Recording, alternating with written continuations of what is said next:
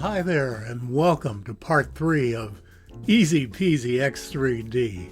This is your buddy Dave over at Mars X3D, and we're going to wrap things up this week with I think it's kind of fun, stereo compositing, or overlaying various image elements on your final stereo image and putting them in the various stereo planes that they need to be in. So let's dive into that. I'm going to show you just how to do it. So here we are in Keynote. And as you know, on a Mac it's Keynote, on a PC it'll be PowerPoint. But both programs are very, very similar.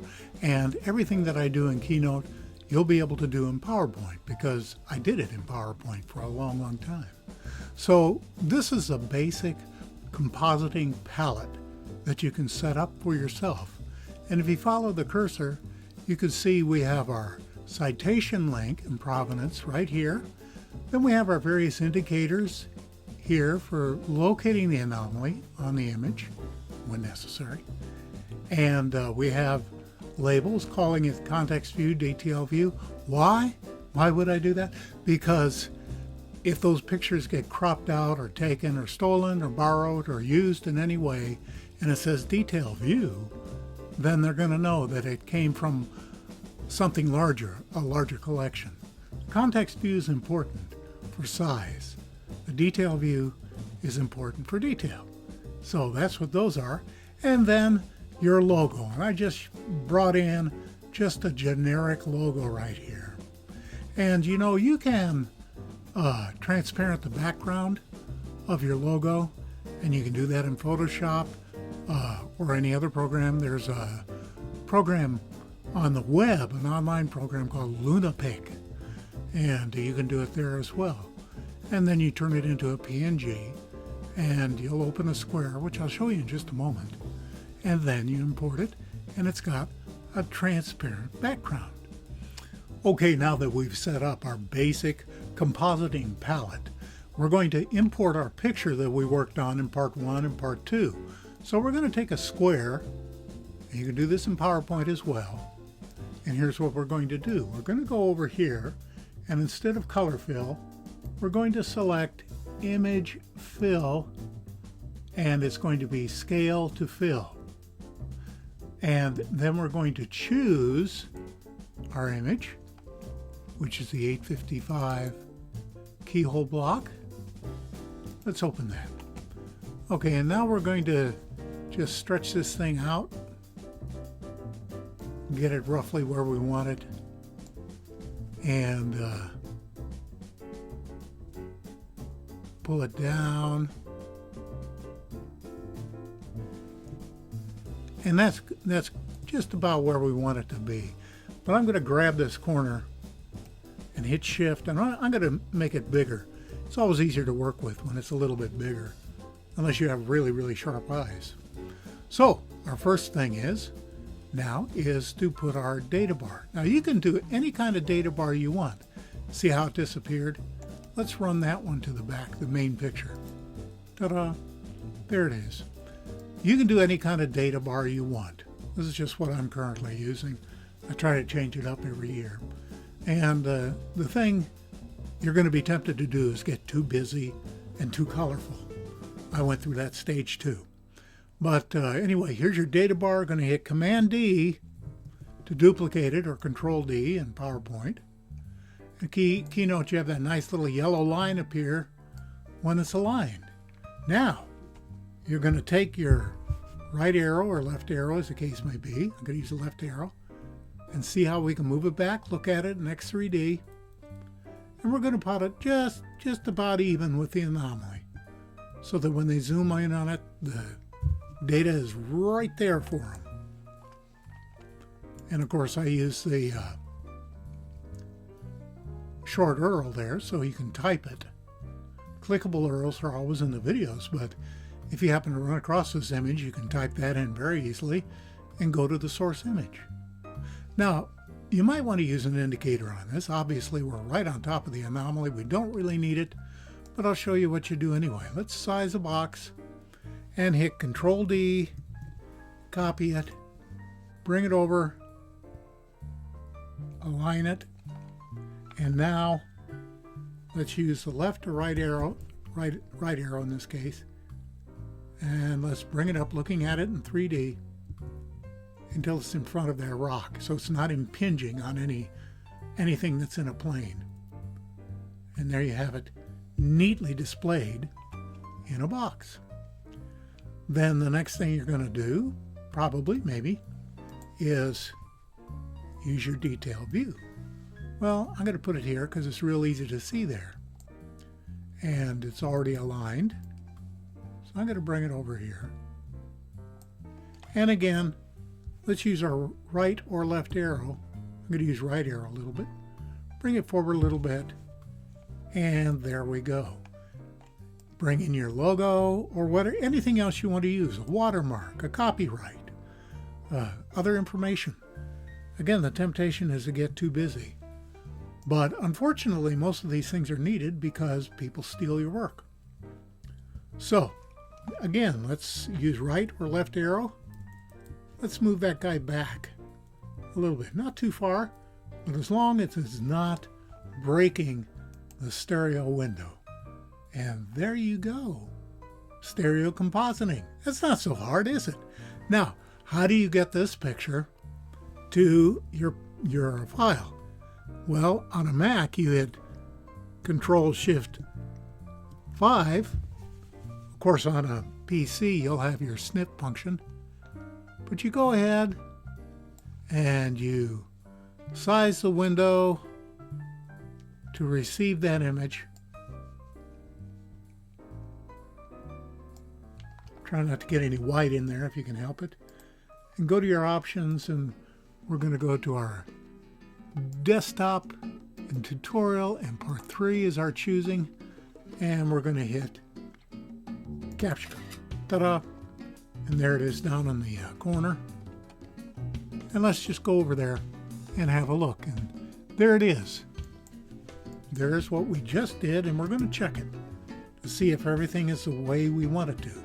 We want to make sure none of these compositing graphics are impinging on the stereo window, and they all need to be properly placed so when you look at it, it's easy to look at, it makes sense, and that's all there is to it, really. Okay, we talked about stereo compositing and the basics of assignment of your various graphic components on the z-axis, the depth axis of your image, and being sure the important thing is to not break the stereo window. And we also talked about capturing the final product, whether you're in Keynote or in PowerPoint on a PC. We're going to take a final look at the tweaking, the final things that you do with your image, taking care of brightness and saturation, further cropping, that type of thing. We won't go into a whole bunch of depth on that, but just show you the basics. Then, of course, the final sizing of your image, which is important for your presentation. And then labeling your final image so everything makes sense. So let's go ahead and have a look at those items. So as we make our final adjustments on our image, you can do it actually in Photoshop. I'm using Topaz Adjust for final tweaking, which I like. Photoshop is just as good. Faststone, or any other image processing program that you may like. So I'm going to bring in our final image with the stereo compositing in to Topaz Adjust. And again, this is a paid program. You have to buy this one, but it's a terrific program for various things. I like to use the structural setting. And the first thing I'm going to go to is the brightness here. And I'm going to play with the brightness. That's way too bright. That's not bright enough. You want to see detail in the shade, in the shadows. You don't want them all darkened out so you can't see. So I'm going to make it so you can see in the shadows. And looking at it in 3D, here's the original here's just a little bit brighter. And we might check on the saturation. We'll keep an eye on our overall picture. There's way too much right there. Let's back it off so it looks correct. And we might even warm up the temperature of the picture just a bit. There's too much right there. And let's just touch it. You don't want to get too crazy about any of this. Here's the original we brought in. And here's our final situation. And now we're going to pump up the medium detail just a little bit. Pump up the fine detail just a little bit, just a tiny bit. And there's our original. And there's what we end up with. So what we want is a final product that's clean and crisp and reasonably colorful. Try saying that. That's reasonably colorful and that's really easy to look at. So we're going to save that right there. And we're going to go in now in Topaz Adjust. It'll put in the final product as an adjust. And here it is right here. Make sure that it registered. There's our final product. So now what do? Well, let's close this out. And there's all my OBS going to infinity, which is confusing. But let's go into Photoshop. Let's bring our final adjusted image into Photoshop. Let it catch up with us a little bit. And here's what we're going to do. Rather than use my actions, we're going to use Command Control I. We're going to go in here and we see that we have retained the 7.77 inches, the 300 dpi, and the preserved details. So actually we're doing just fine. And we're going to save that even though it's already fine. And there's our final image. And we're going to label that. Go in here and we're going to take out the adjust and the final. And I always like to label mine if it's a detail image. This case it'll be 001. The context being 000.